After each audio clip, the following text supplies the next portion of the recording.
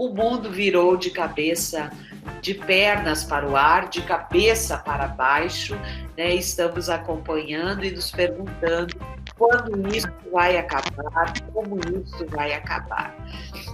No campo da educação, e eu vou começar a compartilhar minha tela aqui com vocês, no campo da educação, eu acho que movimentos muito importantes estão acontecendo.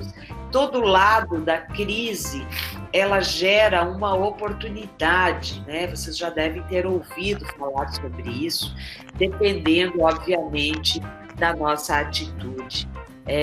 Estamos vivendo um momento em que temos que utilizar as tecnologias, nunca o celular, o computador, a câmera de áudio, a iluminação, esses recursos tecnológicos foram tão importantes, não somente para a nossa rotina de aula, mas para a nossa rotina diária de trabalho, de relacionamento social, de relacionamento com a sociedade de modo geral. Estamos isolados e estamos utilizando essas tecnologias para todas as nossas rotinas diárias, que até então fazíamos de forma presencial.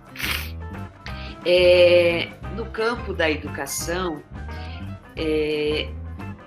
deixa eu compartilhar aqui com vocês. Vocês me confirmam se estiverem enxergando, ok?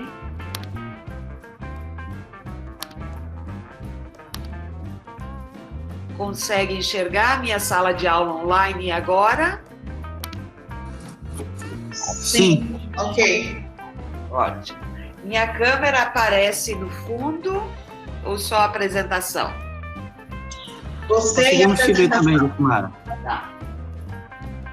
Bom, o que aconteceu no campo da educação? O que todos vocês estão vivendo? Estamos com quase 100 professores aqui conectados, né? Uma verdadeira revolução. Eu queria pontuar que não é uma novidade utilizarmos plataformas e tecnologias para a nossa sala de aula. Qual é a grande novidade? É que o impacto no nosso planejamento, ele foi, no nosso planejamento didático, muito abrupto, vamos dizer assim, né? A professora Liane usou essa expressão, acho que é o Cineide também. Dormimos presencial, acordamos digital, né? E com muitas angústias, um momento de muita ansiedade, né? Com muitas perguntas na cabeça. Será que eu estou fazendo certo? Será que o meu aluno está aprendendo? O meu aluno está participando? Vocês imaginam isso num universo de crianças, no qual pais irresponsáveis estão tendo que inserir uma rotina diária nessa criança, que é uma criança da geração alfa, né? A geração digital já é o nosso aluno do ensino superior, com 17 e 18 anos, e a criança, ela é uma geração alfa. Ela usa muito a tecnologia, ela sempre usou a tecnologia, menos no contexto escolar, né? Ela usa para jogar, ela usa para se divertir, ela usa para falar com os amigos, ela vai no cinema, ela conversa via WhatsApp, via TikTok, que é um aplicativo agora, é uma loucura mundial, né? Então, veja, há, de certa maneira, um descompasso entre essa geração alfa e o que a escola, que mantém ainda um modelo tradicional e convencional de ensinar, né, e os alunos de aprender. Continuamos com salas, com carteiras enfileiradas, né? O processo não modificou muito. Então, com todas essas nossas angústias, o fato é que estamos fazendo. O fato é que já fizemos em outras vezes. Getúlio Vargas usava programa de rádio para transmitir aulas educativas em todo o país. Quem não lembra do Instituto Universal Brasileiro de Cursos Profissionalizantes? Eu mesmo fiz um curso de secretariado à distância. A FTC já foi uma das líderes em educação à distância no país. Eu estava no Sul, em Florianópolis, em 2008, 2009, quando veio os processos de intervenção, e a FTC era, à época, e o foi por muito tempo, líder em educação à distância. Tenho certeza que desse grupo de professores que estão aí, se não todos, a grande maioria já usou alguma plataforma, alguma tecnologia para ensinar de forma online. Se a gente pega as experiências europeias, são experiências de mais de 200 anos fazendo educação à distância.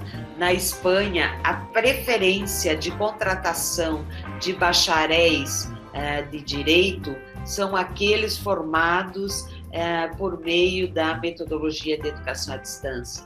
Por quê?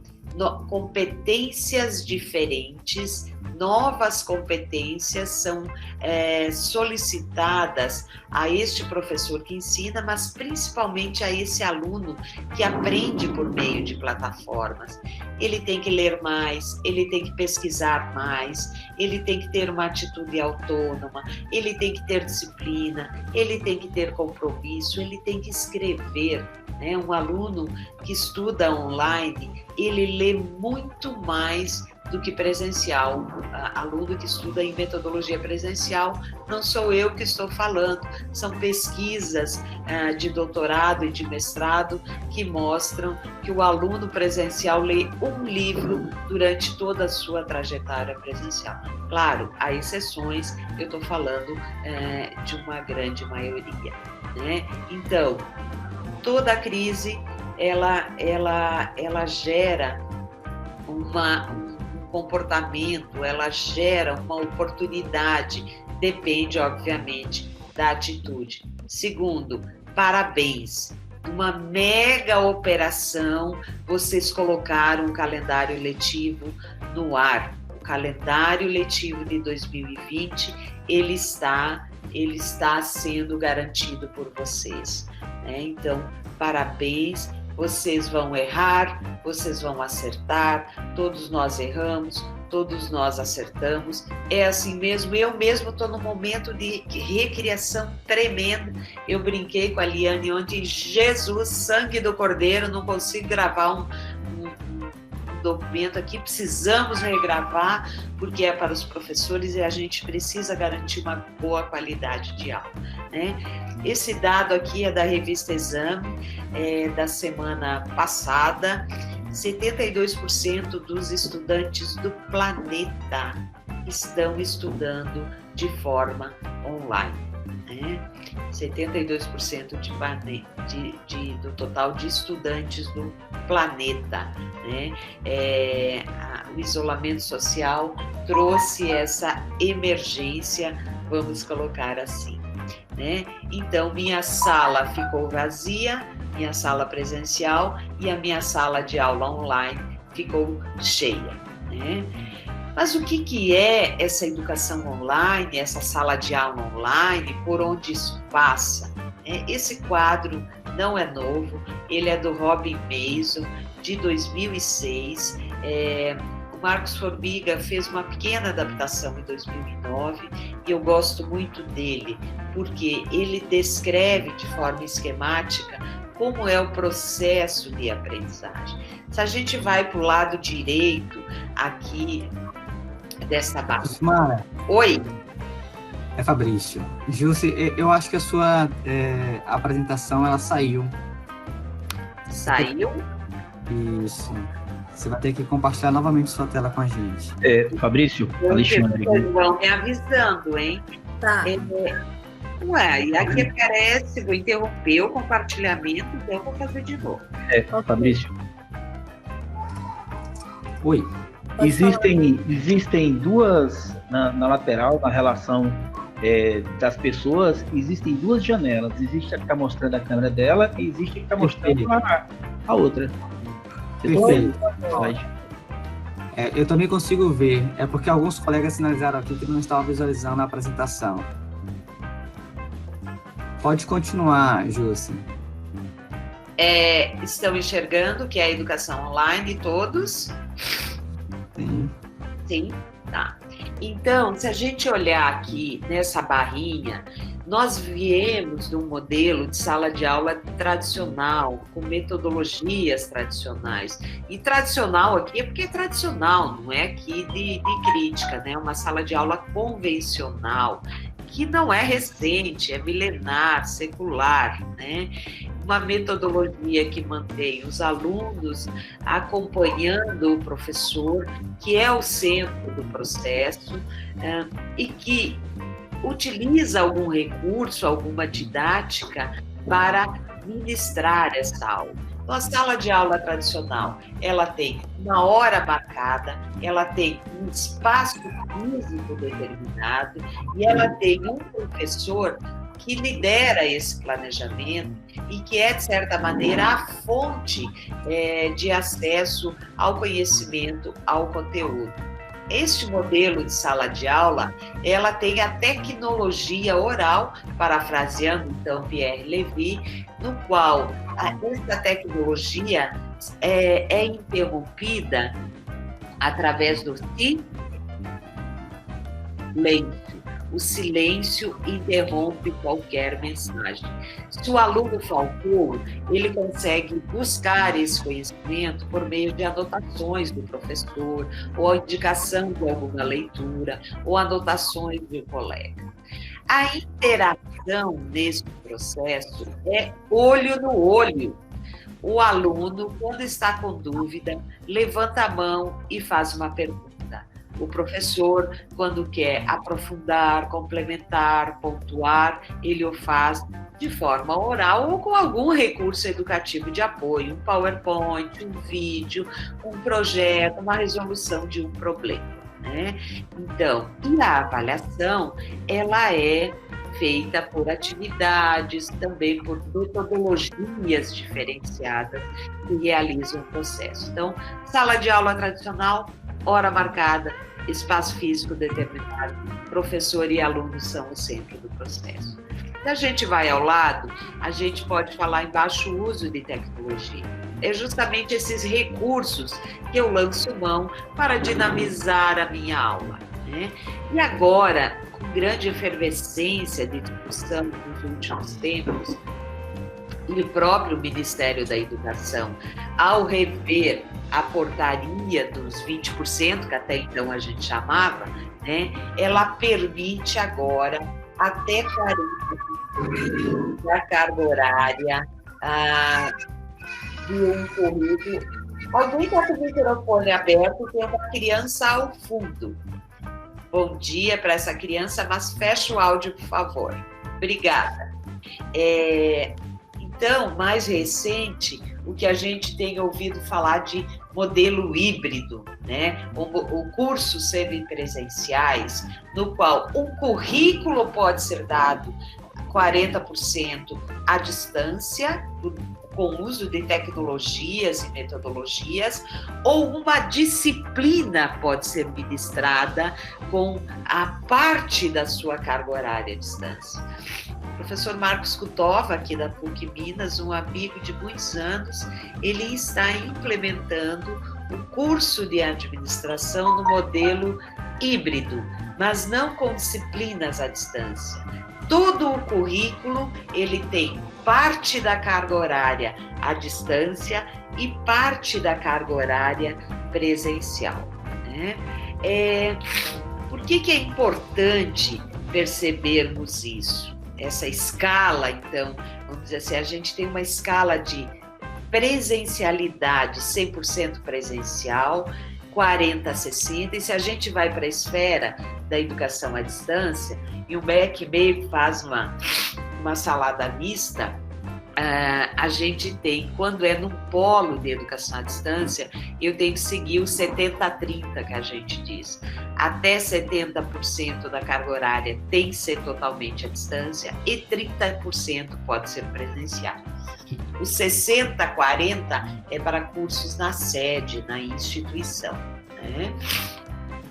Aí eu vou mais um pouquinho na minha escala, eu tenho alto uso né, de tecnologias. A Universidade de Tiradentes, por exemplo, a gente tinha lá um modelo semipresencial, que eu acho que foi também o modelo da FTC há um tempo, por meio de uma aula, uma vez por semana, o aluno encontra o professor e assiste uma aula por satélite, né? Então, há um pouco de presencialidade, mas há também o alto uso de tecnologia.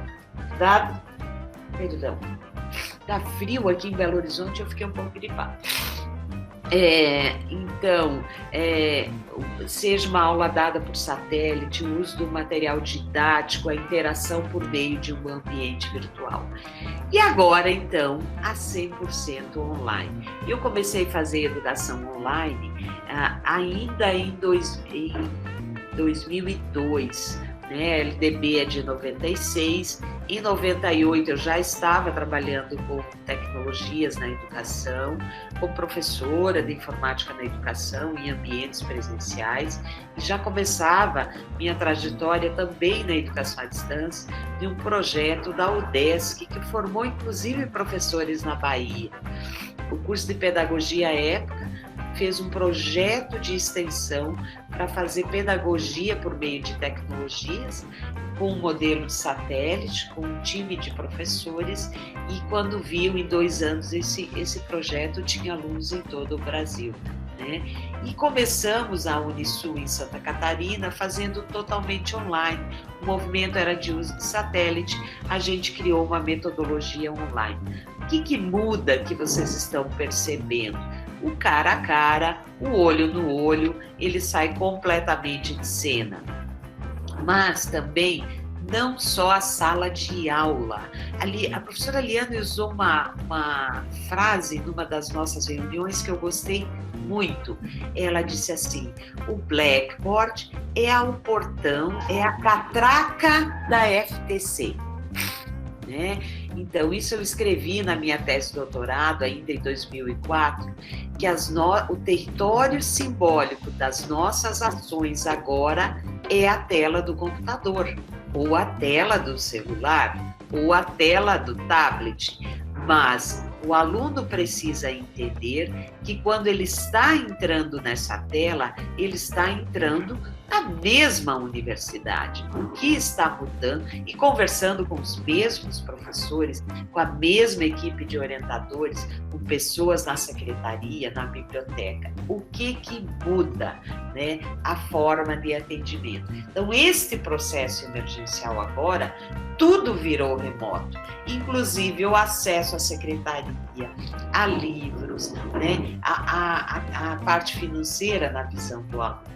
E se a gente olha para algumas instituições, tem instituições que está sendo conduzida, e quem está com uma tarefa muito grande são os professores e a equipe pedagógica. Eu posso até afirmar que há áreas de instituições de ensino superior e de escolas que os funcionários estão de férias. Não porque querem estar de férias e não porque a instituição os colocou de férias, mas porque a instituição, de certa maneira, não se tornou digital ao longo do tempo. Vocês sabiam como é que autorizou a Secretaria Digital por meio de portaria? Há muito tempo. Né? O aluno não precisa mais entregar documentos presenciais, requerer declarações, históricos, diplomas. Tudo é por meio de secretaria digital. Então, há áreas da instituição que ela não conseguiu tornar a universidade virtual nos seus serviços por completo. Toda crise gera uma oportunidade, depende de atitude. O coronavírus vai passar, o isolamento social vai passar.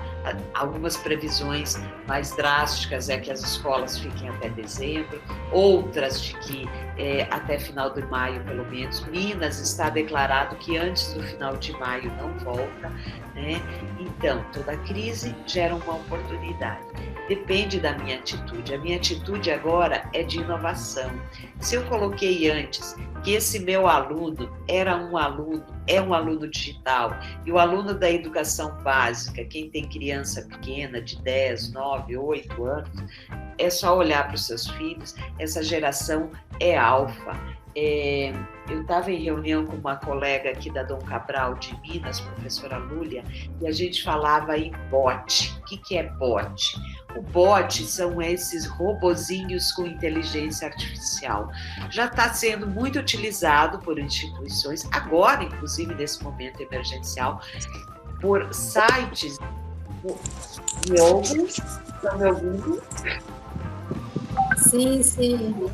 Ok, acabou de abrir um pouquinho. Para apoio aos estudantes de literatura.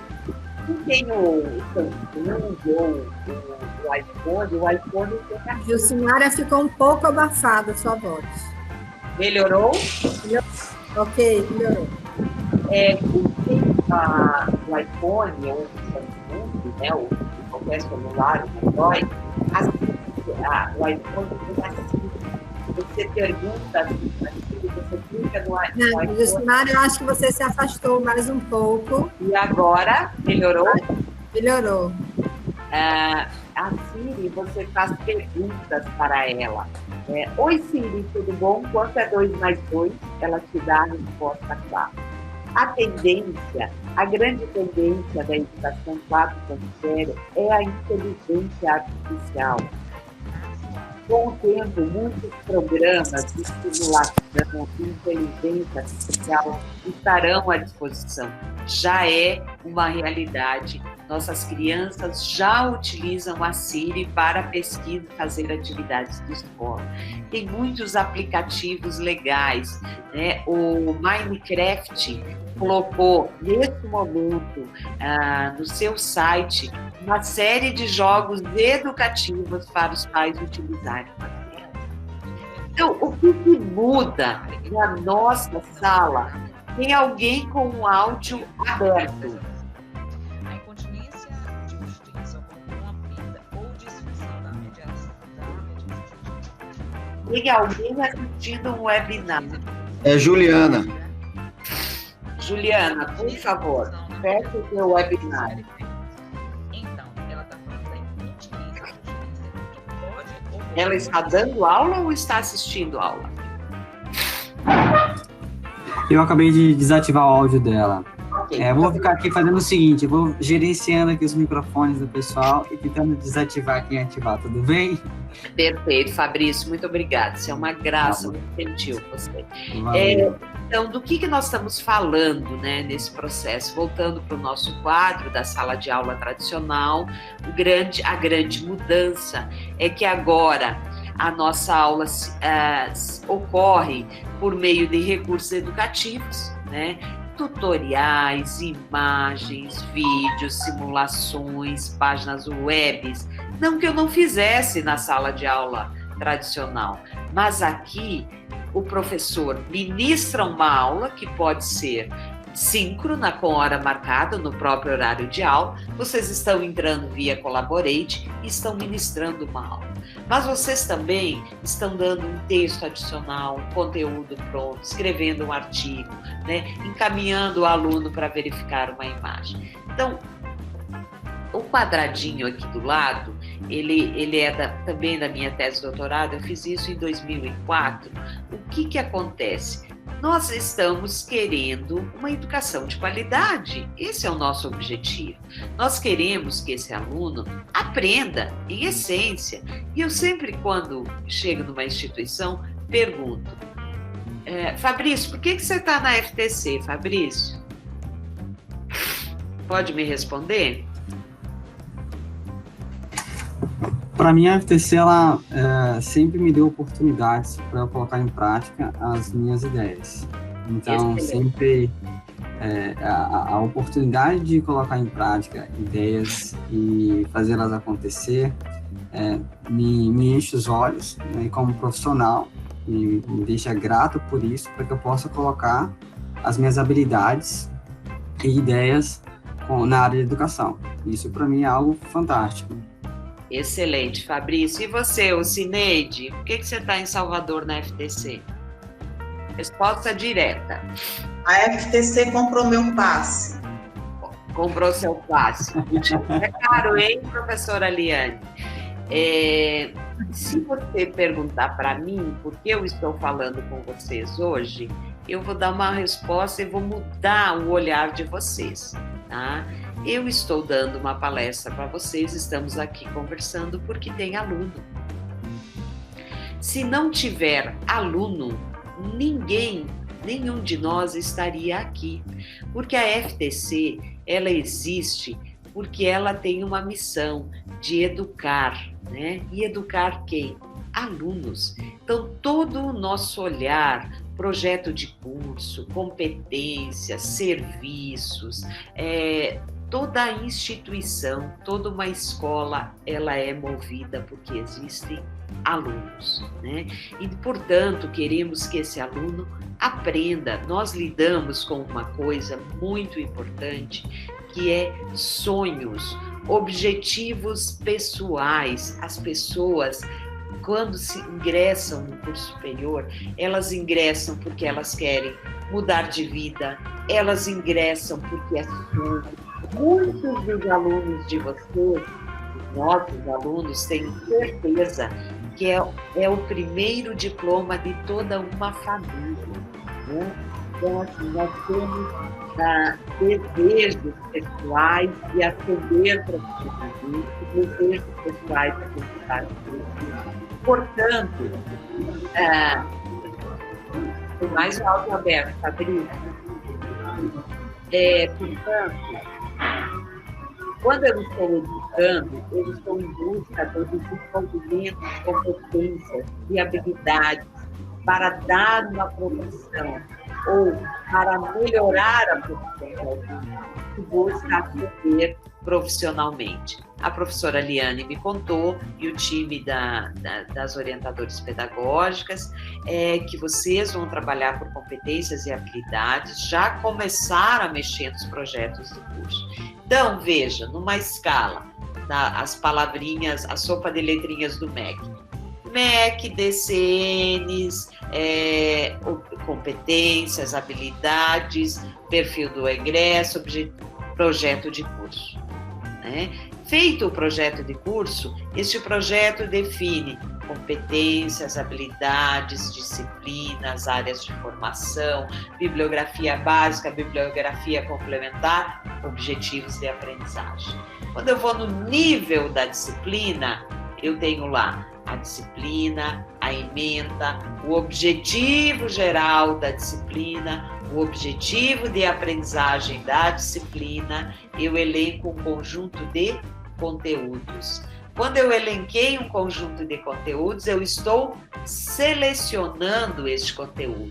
Estou fazendo uma distribuição e escolhendo nesta distribuição qual eu quero dar mais profundidade e qual habilidade que eu quero desenvolver e qual competência eu quero desenvolver. Não é verdade? É um exercício diário que vocês fazem.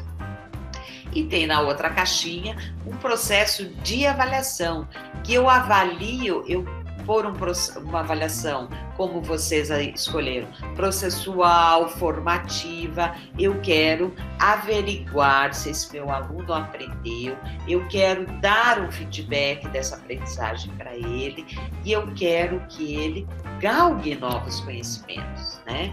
Então, a avaliação, ela é muito importante para aferir o percurso da aprendizagem, para esse aluno, ao interagir com todo o recurso educacional, vamos dizer assim, ele entenda, ele tenha ferramentas também para averiguar se a competência e habilidade que foi desenvolvida na disciplina, ele aprendeu, vamos dizer assim, ele aprendeu, ok? Então, o que diretamente nós estamos sendo impactados, né?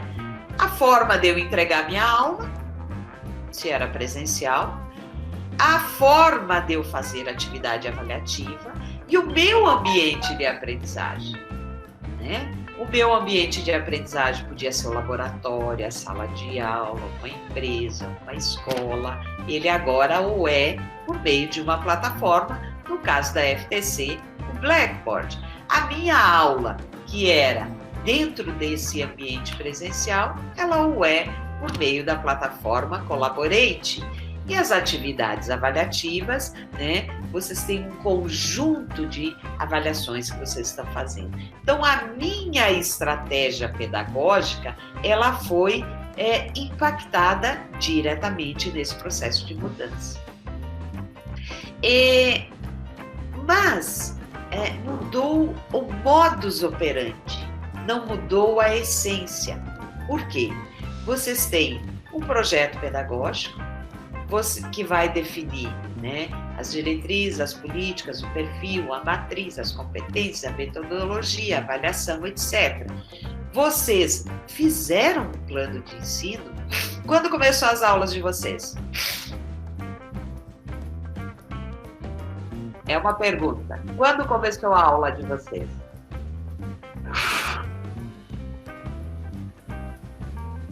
Oi, gente. 2 de fevereiro. Cleone quer responder? Cleone, alguém? Quando começou a aula? Fevereiro? 3 de fevereiro. 3 de fevereiro? 3 ou 13? 3. Olha, 3 de fevereiro foram os veteranos e 3 de março os calouros, que é o grande problema que nós temos, os alunos entrantes. Que eles tiveram 3 de uma fevereiro, exato, março. E depois... Todo o Brasil começou em março. Vocês estão em linha com todo o Brasil, os calouros. Aqui em Minas, na instituição Newton, nós também começamos em 2 de março. Por quê? O sistema de captação modificou muito nos últimos tempos. Saiu uma matéria na Folha no início do ano passado, em janeiro, dizendo assim, que o modo de captação tardou o início das aulas letivas. O aluno hoje, ele fica esperando o processo de bolsa de estudo. Virou um leilão. Quem dá mais? Unijorge dá 50%, a FTC dá 60%, a Laureate, a Unifax dá tanto, não é assim?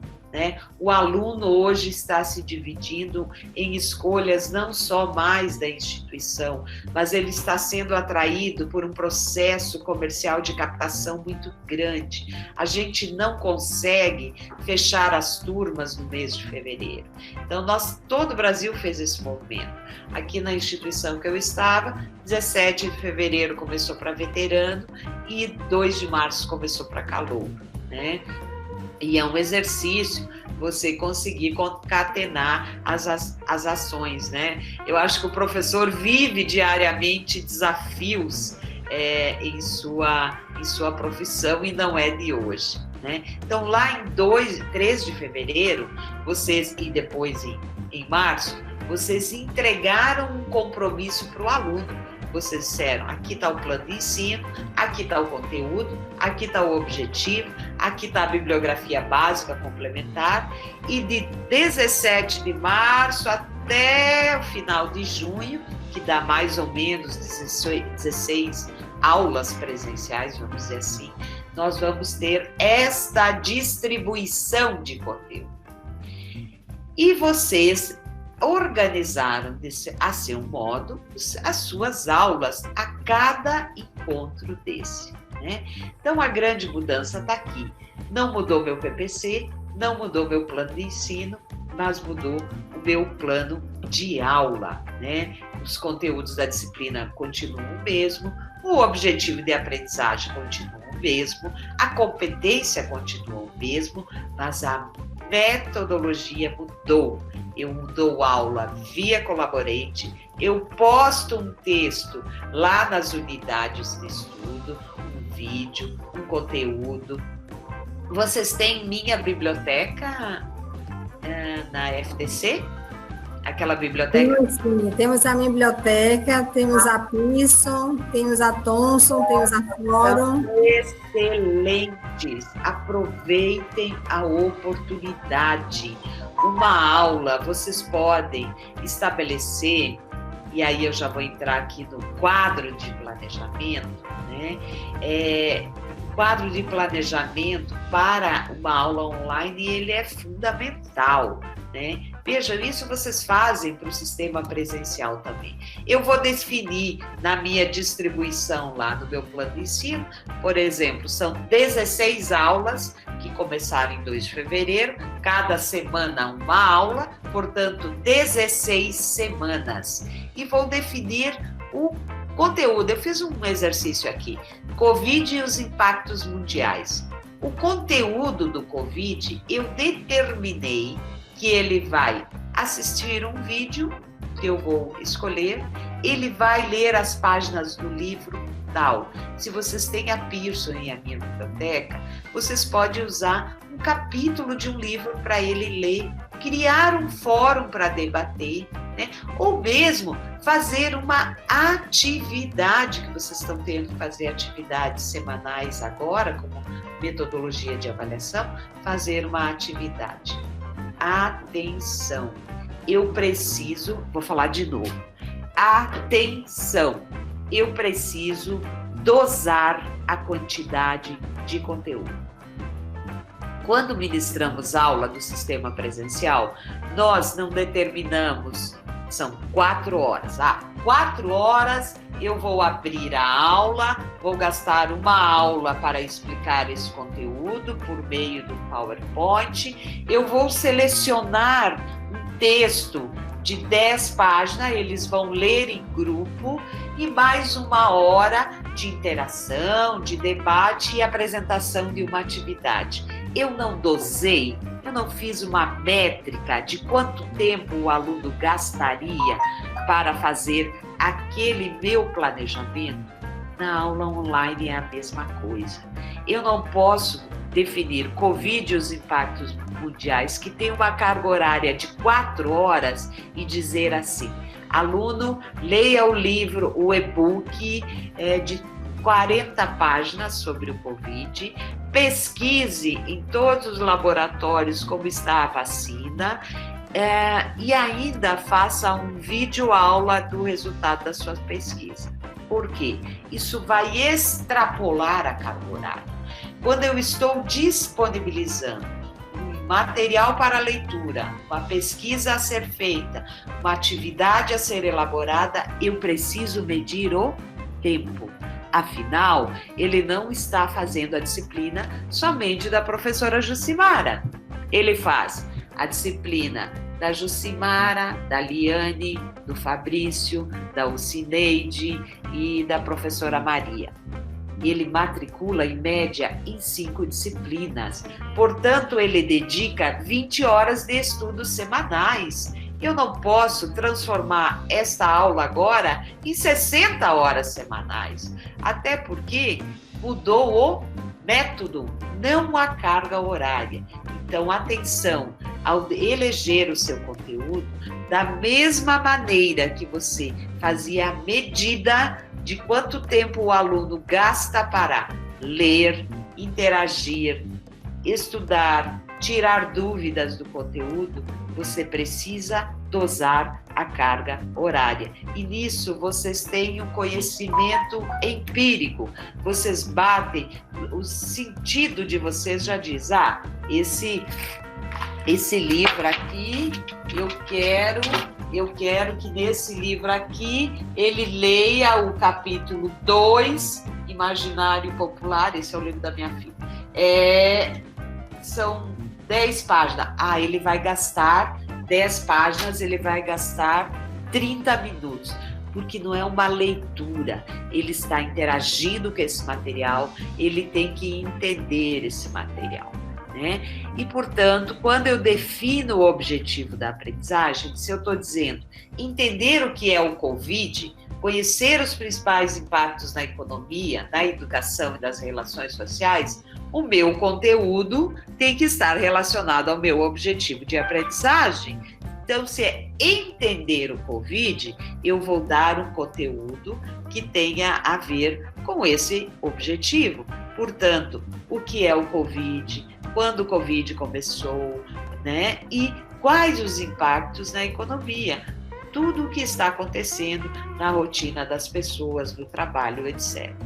E vou definir uma atividade a ser feita. Essa atividade é individual, essa atividade é em grupo, grupo, essa atividade é responder a questões objetivas, é uma redação, é uma reflexão.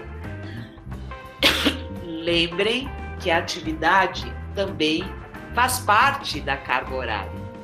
Quando eu digo 4 horas, ele tem que estudar, interagir comigo, tirar dúvidas, fazer a atividade, né?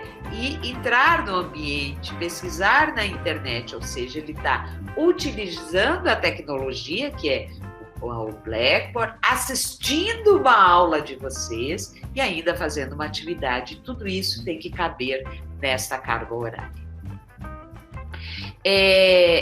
Portanto, vocês estão criando uma comunidade de aprendizagem com o Blackboard, né? E o modelo pedagógico, ele é com hora marcada, ele é sem hora marcada, quer dizer, no horário de 19 horas, de segunda-feira, eu estou mantendo a aula de medicina legal via Collaborate, né?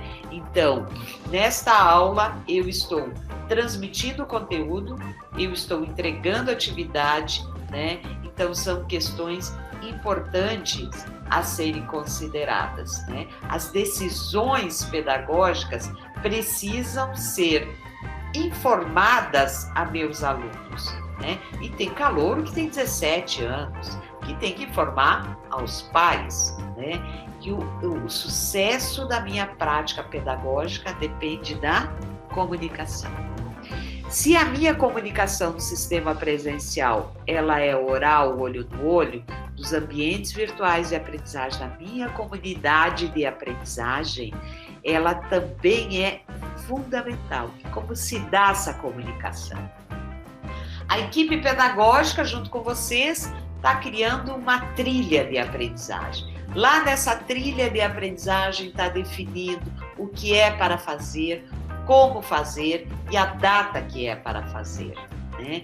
Se o aluno tem uma dúvida e eu estabeleci no Blackboard o fórum Pergunte ao Professor, esse professor tem que responder a pergunta. Ou, quando o aluno pergunta na sala de aula, ô professora Alcineide, eu não entendi o que é marketing, ela fica olhando para o aluno calada e não responde. Na educação à distância, ou na educação com o uso de tecnologias, vamos falar educação à distância, eu estou usando de ferramentas, de dispositivos de comunicação. Então, se o meu dispositivo de atender as dúvidas dos alunos é um fórum, pergunte ao professor, eu tenho que ter um tempo informado a esse aluno de quanto tempo eu respondo a ele, porque a resposta não é na hora, não é olho no olho, mas o aluno precisa saber que, por exemplo, em até 24 horas, o professor vai responder a sua dúvida de conteúdo, né? Se a atividade é para entregar até o dia 10, o aluno precisa saber quanto tempo o professor demora para responder, para corrigir esta atividade. Então, 24 horas, 48 horas, qual o tempo de resposta desta atividade, ok? Então, na sala de aula online, não só dispor os conteúdos, na sala de aula online, informar os prazos e os tempos de interação. Não quer dizer que ela é online, que ela é necessariamente síncrona toda ela. A minha aula que eu estou transmitindo pode ser síncrono, mas a correção de uma atividade não é, ela tem um tempo. Dirimir uma dúvida do aluno também não é com hora marcada, a menos que ele esteja participando contigo naquele Collaborate na hora marcada. Então, as estratégias, elas estão muito ligadas a uma interação do professor com o conteúdo, do aluno com o conteúdo, né? O professor, quando disponibiliza uma descrição, uma comparação, uma análise, uma explicação de conceito, uma atividade, ele está entregando o conteúdo e o aluno está interagindo com o conteúdo. Quando o professor faz uma exposição audiovisual, ele também está ministrando conteúdo. O aluno está interagindo com conteúdo. Ou quando ele faz a representação de um conceito a respeito de um tema, também é um conteúdo, e o aluno interage com esse conteúdo. Mas o aluno interage com o aluno também, o aluno interage com o professor e vice-versa. E óbvio, nós estamos falando de diferentes formatos, não mais só uma tecnologia oral, parafraseando de novo Pierre Levy, mas uma tecnologia por meio de linguagens audiovisuais, de linguagens visuais e de linguagens hipermediáticas, que são aquelas da internet. Eu acho muito legal, penso que é muito legal, e eu acho isso lá do magnífico, né, da crise. Os professores, há muito tempo a gente está discutindo educação 4.0. A indústria 4.0 é uma realidade, a escola está sempre atrás, né? Eu tinha colocado aqui uma imagem da escola milenar, mas não precisa, a gente fecha o olho, e se a gente olha uma foto de uma escola dos nossos pais, dos nossos avós, é o mesmo modelo, né? A indústria da Coca-Cola aqui em Betim, ela tem um faturamento gigantesco. Alguém arriscaria dizer quantos funcionários a fábrica da Coca-Cola em Betim tem? Fabrício, quantos funcionários você acha que tem? Chuta, rápido. O Sidney. Caramba, sei lá, 1.500. Quantos? 1.500 exagerei, não foi? A fábrica daquela cerveja do Rio, ai meu Deus, Itaipava, ela é no início lá de Petrópolis, bem no alto, tem um faturamento gigantesco, não sei se vocês conhecem. O Cineide, quantos funcionários tem a fábrica de Petrópolis de cerveja? Um faturamento bilionário ano. Estou pesquisando aqui no Google.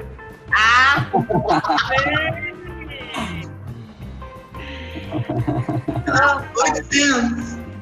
Quantos? 800 mil. A fábrica da Coca-Cola em Betim não passa de 20 funcionários.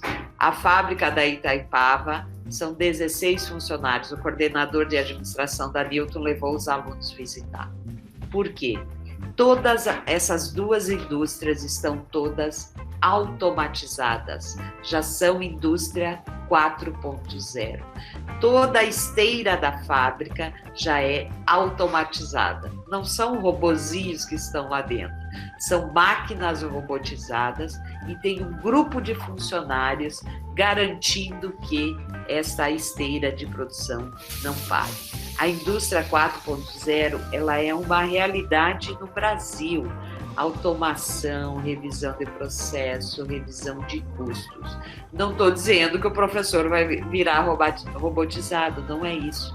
O que eu estou dizendo é que a educação 4.0 tem que acontecer muito rápido, porque o nosso aluno é geração alfa, a indústria já é 4.0, e nós precisamos preparar os nossos alunos. Na conexão docente aqui, no início do ano, a gente fez uma mesa redonda com a Fiat, com uma pessoa da Coca-Cola, discutindo o que é que a indústria precisa que este meu aluno saia preparado, se ela é 4.0. Obviamente, nós estamos falando de uma educação com novas competências. Esse aluno precisa ter novas competências. Entre elas, dominar tecnologias. A tecnologia oral não pode ser mais aquela única e exclusivamente que norteia as nossas ações de sala de aula, né? Nós precisamos inovar a nossa prática. Toda crise gera uma oportunidade. Desculpe. Depende da nossa atitude. Então, eu penso que este momento de emergência, ele pode significar um espaço de recriação das nossas práticas. Tecnologias que eu estou inovando a minha sala de aula, elas não podem ser descontinuadas. Né? Revisão de um projeto baseado em competência, como a professora Liane está liderando na FTC, é uma emergência. Né? Revisar ao meu perfil do aluno, entender o que o mercado de trabalho está querendo, é fundamental essa aproximação, né? Sem dúvida, a gente precisa formar com tecnologias digitais, com ambientes práticos, né, este meu aluno. Então, assim, as metodologias ativas, tenho certeza que vocês já estão praticando. Antes da aula, vocês estão entrando no Blackboard, compartilhando com alunos algum conteúdo que você preparou, daqueles recursos que já falamos. O aluno, está em sua casa acessando este conteúdo, está respondendo alguma questão e enviando para o professor, e o professor está avaliando a resposta. Eu tive a oportunidade de ir em 2016, eu estive dentro do Google, dentro do Waze, dentro da Universidade da Singularity, e eu estive na Universidade Minerva. Anota aí, depois pesquisa.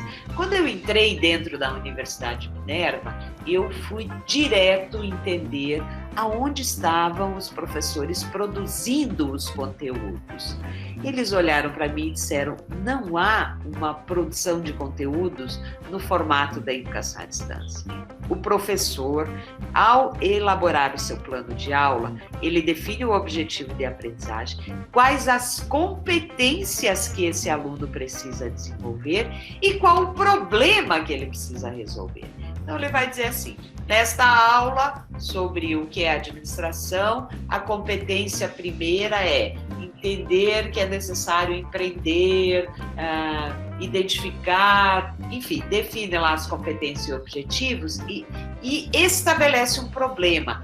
Para entender o que é administrador, você vai resolver este problema. Ensino baseado em resolução de problemas. E para isso, você acessa o MOOC Tal, vocês já devem ter ouvido falar dos MOOCs, né, que são conteúdos livres, abertos, indica conteúdos prontos para o aluno ler, e ele tem que fazer uma aula com hora marcada por meio de uma plataforma com o professor, 12 horas por semana, para responder como ele está resolvendo aquele problema. Então, veja, é um processo que antes da aula o professor entregou o conteúdo, entregou um problema.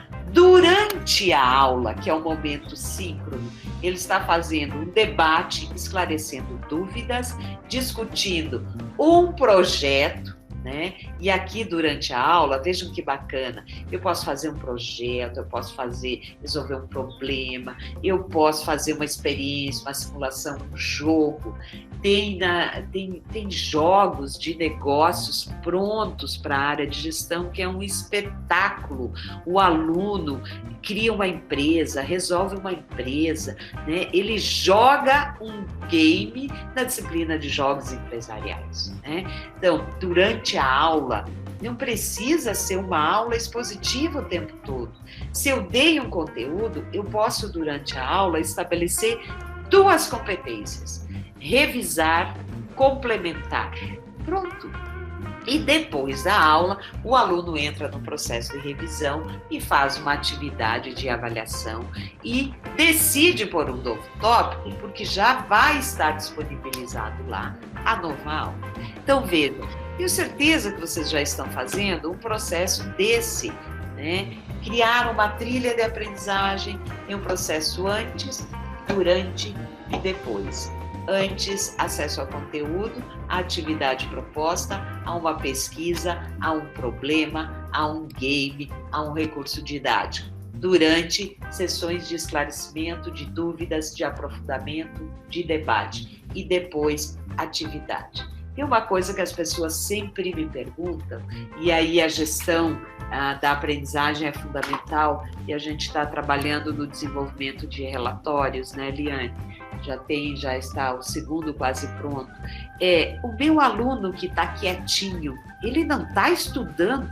Eu lembro, a primeira vez que eu fui fazer uma tutoria numa aula online, eu sofria de palpitação, porque eu colocava um fórum e o fórum mudo calado.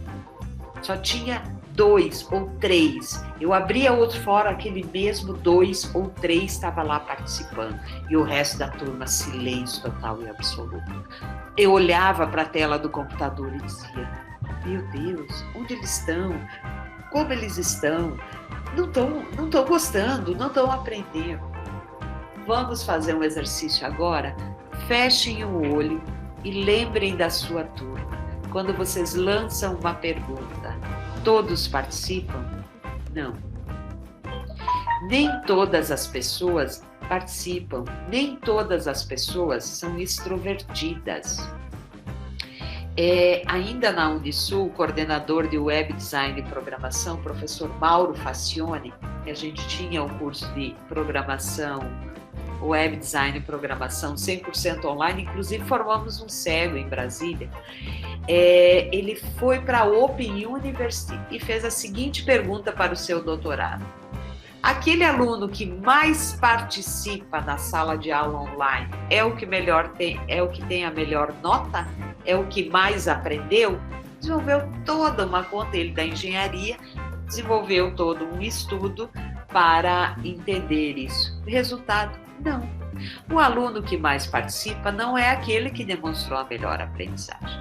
Então, acalmemos nossos corações para quem está estreando em ensinar por plataformas e tecnologias, que nós temos que usar outros mecanismos para ver se o meu aluno está entrando. Relatório para ver se ele está acessando o APA, relatório para verificar se ele está assistindo o meu Collaborate, relatório para ver quem não me entregou a atividade.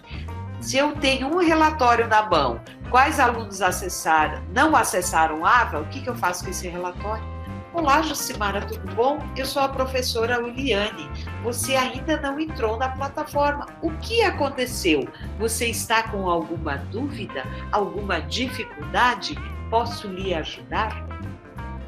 Vocês vão ter respostas lindas. O aluno vai entender que tem alguém preocupado atrás da tela do computador, preocupado com ele, dando sentido de pertencimento a ele. Quando eu digo que a comunicação tem que funcionar, é nesse sentido. Ou seja, professor-aluno em busca de um processo de interação, num processo de ensino-aprendizagem, por meio de materiais, de interações, de avaliações. Né? Avaliar é avaliar o percurso da aprendizagem, proporcionar feedback formativo e processual.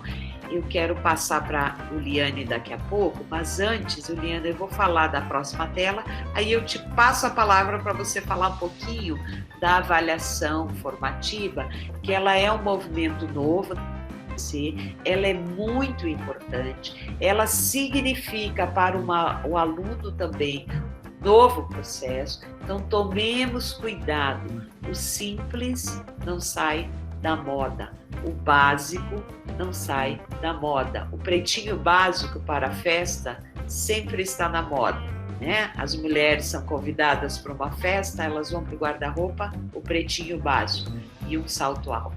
Agora é pretinho básico e de sapatinho. Por quê?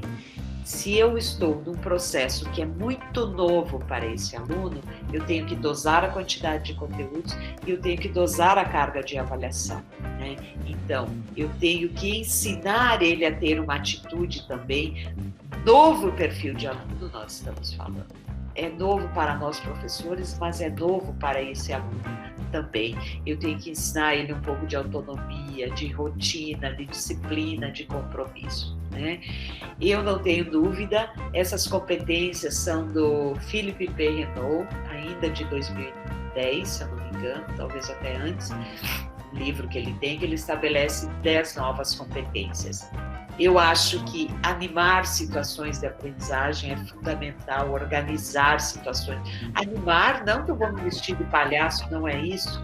Animar no sentido de eu dar espaços de interatividade, de interação com esse meu aluno. Administrar o progresso da aprendizagem, essa questão dos relatórios, os BIs são fundamentais para entender como o nosso aluno está aprendendo. Quantas vezes ele clicou na minha aula, ele clicou e leu esse tempo, né? Medir esses tempos. conceber e evoluir dispositivos de diferenciação, né, trabalhar o comprometimento dos alunos com sua aprendizagem, trabalhar em equipe. Nunca foi tão importante trabalhar em equipe. Eu faço parte de uma equipe.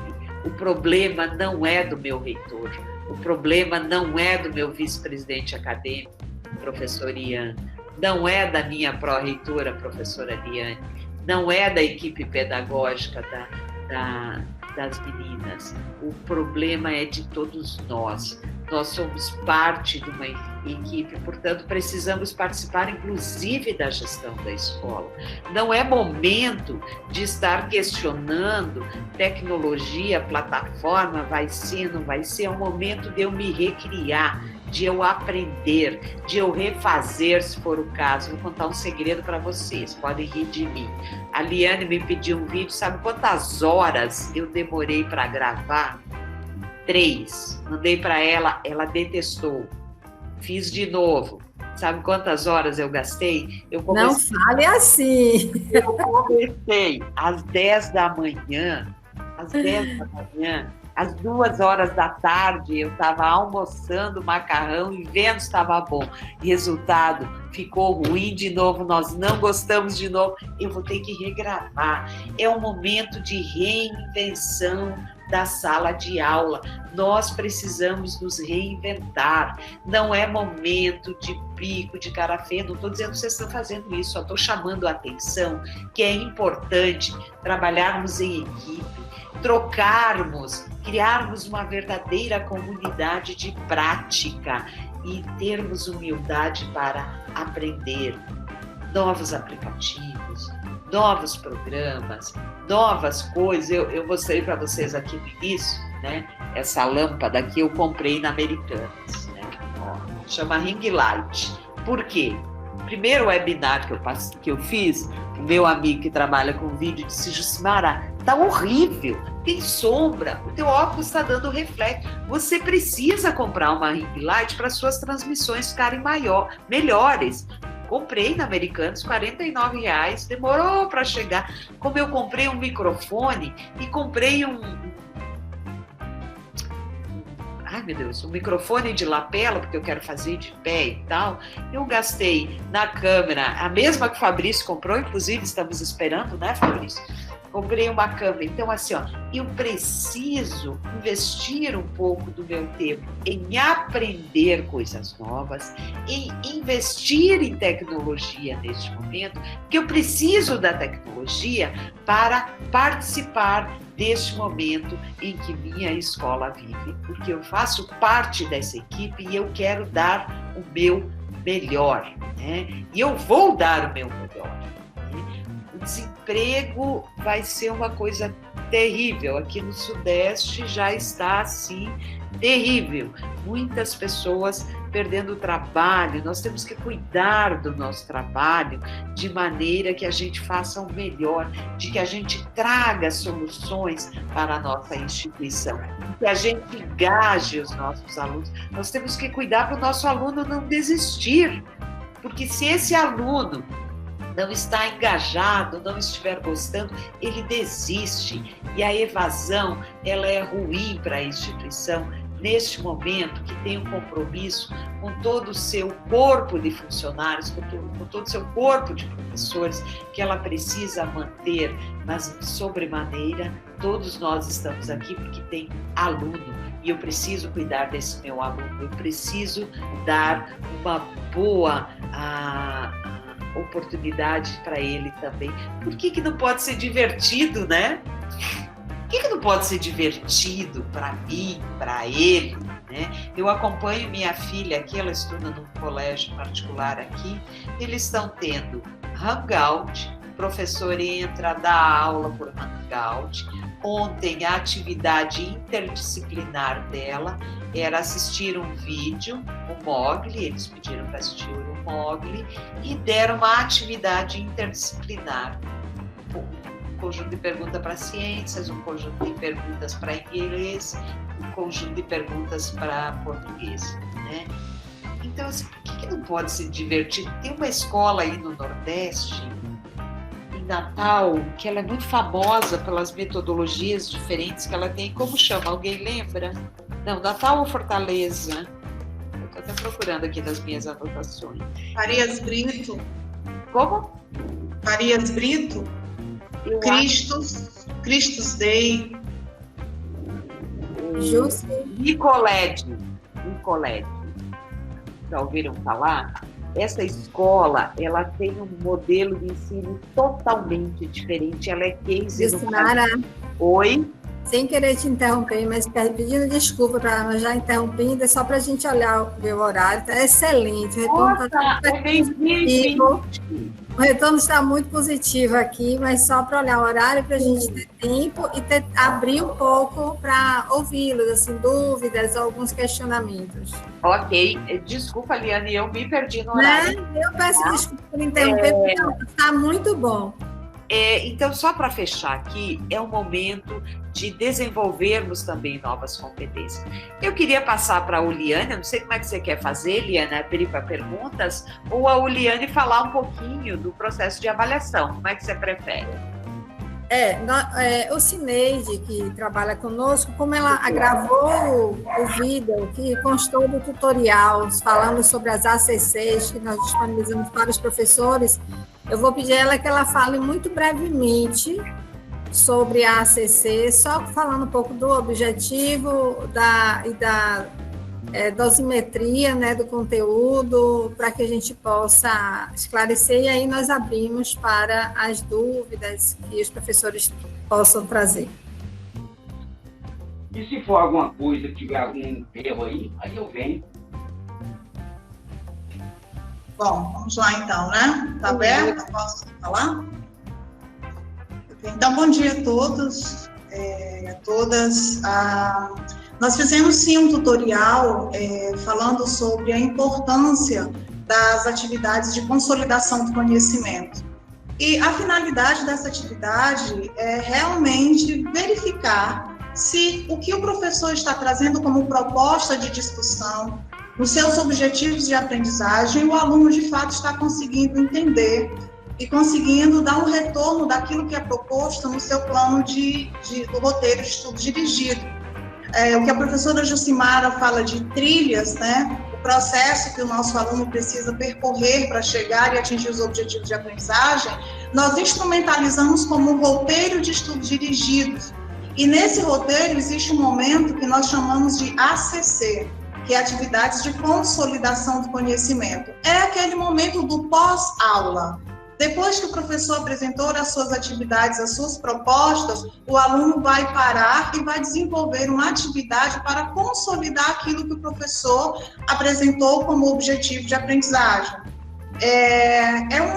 Essa atividade apresentada como ACC, ela realmente é uma atividade em que ela tem que ter um rigor de avaliação, e aí a gente está falando de uma avaliação processual, um rigor menor do que uma avaliação da nossa verificação de aprendizagem, que é aquela avaliação somativa, institucional, instrumentalizada no formato de prova, em que o aluno tem que ir lá e responder e pontuar as suas questões. Mas a ACC está dentro de uma realidade de uma avaliação processual. Portanto, a complexidade dos questionamentos em relação a essa consolidação do conhecimento é uma complexidade baixa, menor, tranquila, em que o aluno possa, de forma tranquila e, de preferência, de forma até divertida, se a gente trouxer aí a proposta das metodologias ativas nesse formato, que o aluno possa dar um retorno, assim, do que foi trabalhado em sala de aula, seja ela de forma síncrona ou assíncrona. Essas atividades hoje, dentro do nosso regimento do processo de avaliação, elas correspondem às OATs, que são as outras atividades, outro elemento importante para a avaliação total do aluno no semestre.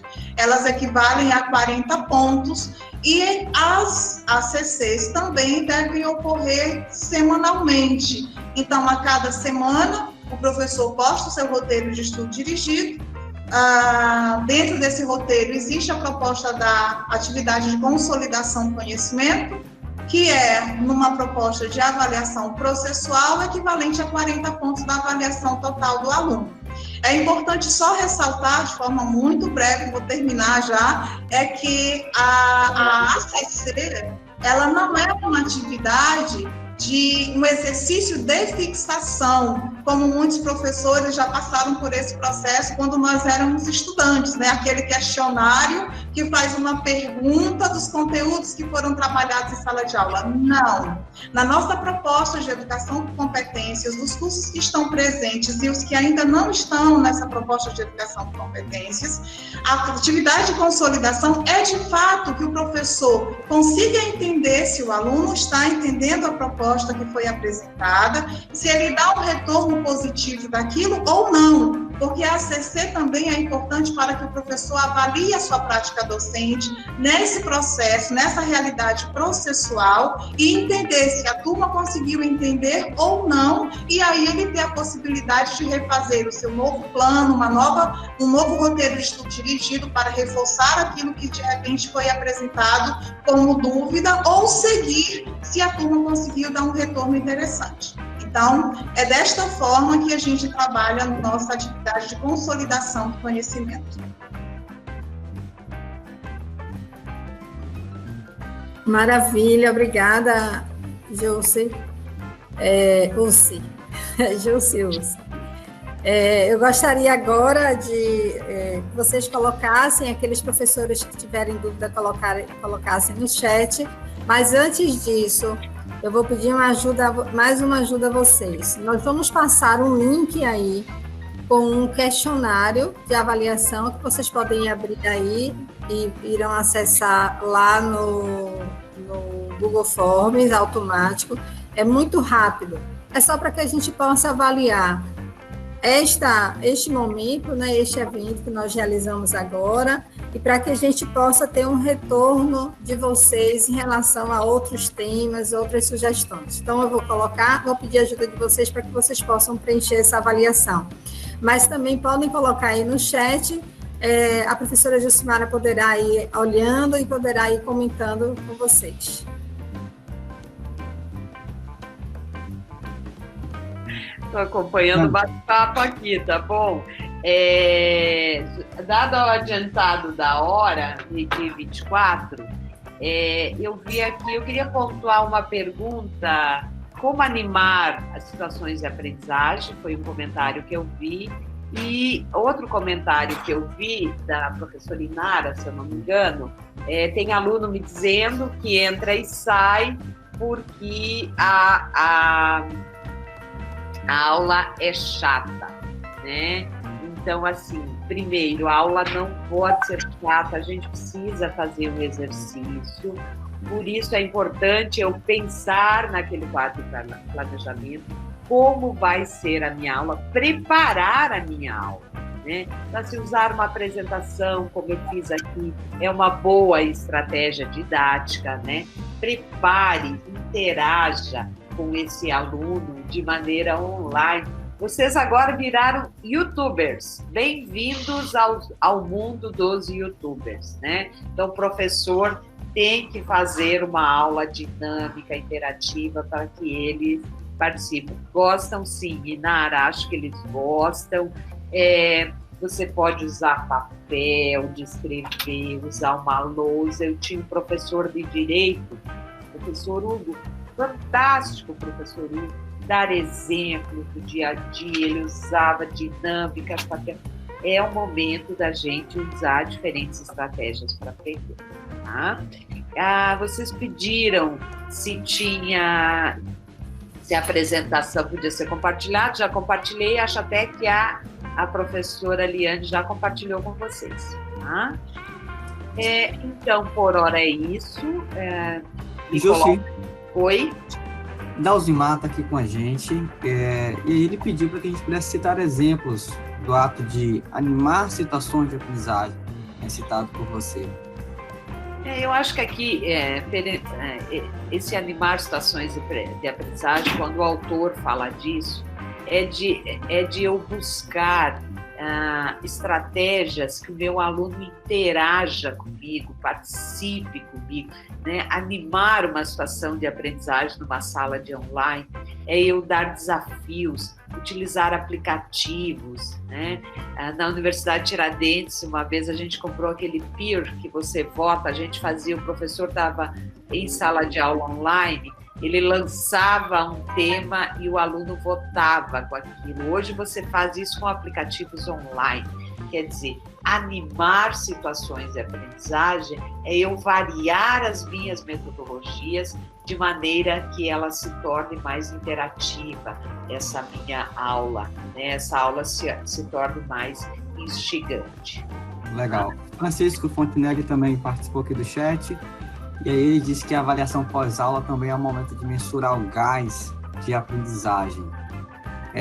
O Rodrigo Damascena citou aqui Jardel está com a gente aqui também, e disse que já fez uso do gamification com os alunos, usando o Socrative, né, que já foi apresentado em algumas das aulas. Muito legal o Socrative, é muito legal. Compartilha com seus colegas, quem não conhece, é muito legal.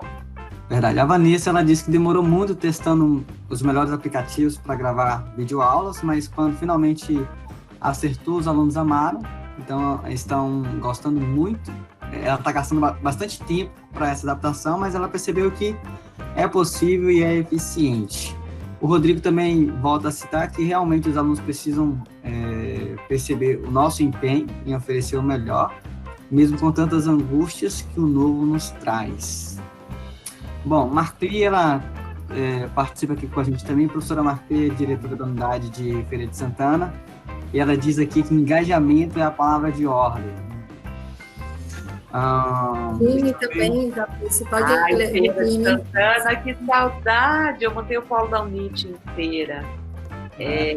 Gente, Feira de Santana é fantástico, fiquei impressionada com essa cidade. Alguém fez um comentário aqui, eu estou acompanhando os comentários, de que tem diminuído a presença do aluno nas aulas online. Se vocês estão disponibilizando on demand depois, quer dizer, gravado, esse aluno pode estar assistindo depois, tá? A gente até discutiu nos relatórios, ver esse relatório do aluno estar acompanhando a aula, né? Então, pode ser esse fenômeno. Ele não está naquela hora, mas ele assiste depois. Justo, tem um professor nosso, um coordenador, que ele pede para falar um pouco sobre o ensino EAD em cursos de saúde, e tem uma carga horária ampla, né, em práticas e estágios. Se você tem alguma experiência em outra instituição sobre isso na EAD. A gente vê na Universidade Tiradentes a educação física na área de saúde, né? A enfermagem já está EAD, o curso de estética e cosmética, que virou um bacharel, já é EAD, né? Radiologia, podologia, existe uma série de cursos da área de saúde que são EAD. O grande exercício é assim: o que eu não consigo fazer, mesmo no modelo presencial, por meio de tecnologia, né? Ou que tecnologia substitui com qualidade essa aula? Eu consigo, por exemplo, ensinar o aluno a aplicar uma injeção com um videoaula, sem ele tocar, sem ele fazer a parte prática? Não, é uma competência que esse aluno precisa estar no ambiente profissional, no ambiente prático. Agora, eu consigo fazer uma disciplina, por exemplo, de imunologia, de genética, de patologia à distância? Consigo. Eu faço fizemos ela aqui na Newton por 3 anos. Todos os alunos da área da saúde fazem patologia, genética e imuno à distância. E em patologia, a gente pegou células, né, aquelas lâminas que têm as patologias, e criamos uma sucessão de videoaulas trabalhando as patologias, que é justamente o recurso que o professor usa em sala de aula. Ele pega uma lâmina, projeta no ambiente presencial e explica a patologia a partir da visualização. E hoje tem muito laboratórios virtuais. Um grande de magnitude, mas assim, um dos laboratórios que mais está sendo utilizado na área da engenharia é baiano, que é o Algetec. A Algetec é aí de Salvador, os players da área de engenharia que estão fazendo o modelo híbrido com aulas presenciais no laboratório. A Algetec criou laboratórios compactados para serem utilizados pelos cursos de engenharia, né? Não foi autorizada a medicina agora, o atendimento remoto, a telemedicina? Foi autorizada a telemedicina. Então, a gente tem que pensar a área de saúde por meio de tecnologias de educação. E tem tantos, a Pearson vocês usam, a Pearson tem laboratórios muito legais de química, física, biologia, bem bacana, tá? Então, é possível e dá para fazer. Tá. Tem um professor André de Jesus, que quer fazer uma pergunta, já são 12h33, nós precisaremos, né, respeitando o horário combinado. Você pode entrar, você faz uma pergunta, por favor. Nós precisaremos só dessa objetividade para que eu possa fazer a conclusão do trabalho. Obrigado, professora Eliane. Quero parabenizar a professora Jucimara. Eu estou impactado pelo treinamento, pela palestra. Assim, me acrescentou de uma forma extraordinária tudo o que foi passado aqui. Eu tenho uma dúvida, e assim, eu queria saber da senhora se a senhora acredita que será uma tendência da educação superior essa, digamos, mudança de paradigma, essa transformação de uma aula que antes era totalmente presencial e fazer essa mudança de aula presencial para aula semipresencial, né? Saber se a senhora entende que isso será uma tendência. E, na verdade, outra coisa, assim, eu tenho utilizado as redes sociais, as minhas redes sociais, utilizado todos os mecanismos que eu tenho à minha disposição a tentar fazer com que minhas aulas sejam atrativas e que eu possa não apenas entreter os alunos, mas fazer com que o conteúdo chegue de uma forma factível até eles. Eu queria saber da senhora, assim, como a gente pode mensurar assim, o que devemos utilizar, o que é certo, o que não é certo, ou se não tem esse, digamos, esse critério de o que é certo, o que não é certo, o que vale efetivamente é a gente fazer com que o conteúdo chegue de forma qualitativa aos nossos alunos. Obrigado pela oportunidade. Professor André, né? André, é isso? André? André Jesus. André, o pessoal está dizendo aí que quer ter os livros atrás de você, viu? Essa parede sua aí, viu, André? Queremos a parede, André, de forma bem objetiva. Na última BED em Poços de Caldas, eu estava numa reunião com o professor Artieres, que hoje está como dirigente na Universidade de Loja, e mais 2 colegas, e a gente se olhou refletindo algumas coisas. Por onde passa a inovação na IAD? O nosso debate era da IAD, né? E o Artieres olhou para mim e disse assim: Jucimara, eu estou participando de um debate na América Latina e no Caribe, e a conclusão que nós chegamos é: ponha na mão do professor. A inovação passa pela mão do professor, né? Então, assim, não tenho dúvida que a inovação da sala de aula perpassa pela mão do professor. Usar técnicas, recursos, aplicativos, games diferentes. Quando a instituição determina um modelo e tira a autonomia do professor, ela pode correr o risco de matar a criatividade. Isso não pode acontecer. Segundo momento, vamos retroagir? Jamais. Eu acho que a emergência veio, É um momento que eu estou avaliando como magnífico, todos os debates na área da saúde, dos conselhos de classe, na área da OAB, a OAB fazendo uma discussão de não aceitar o curso de Direito à Distância.